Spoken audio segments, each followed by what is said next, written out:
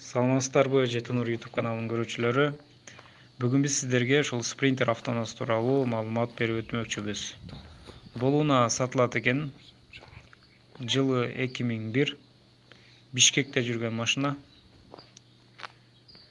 Учурда биздин Алабукада Советская көчөсүндө. Алтынбек деген мырза менен байланышып көрсөңүздөр болот. Азыр сиздерге ички салонун тартып өтөлү. Мынакей ички салондун көрүнүшү.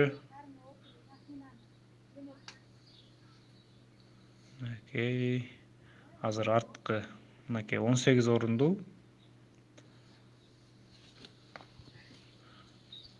Жакшы эле көрүнүштө.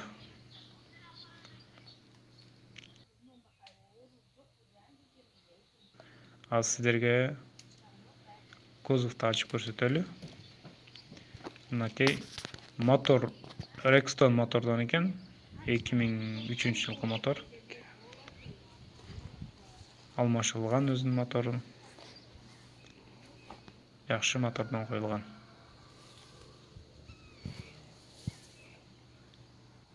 Варианттары ошол мал койгода алмашам дейт. Кимге керек болсо, экрандагы номерлер аркылуу байланышып көрсөңүздөр болот.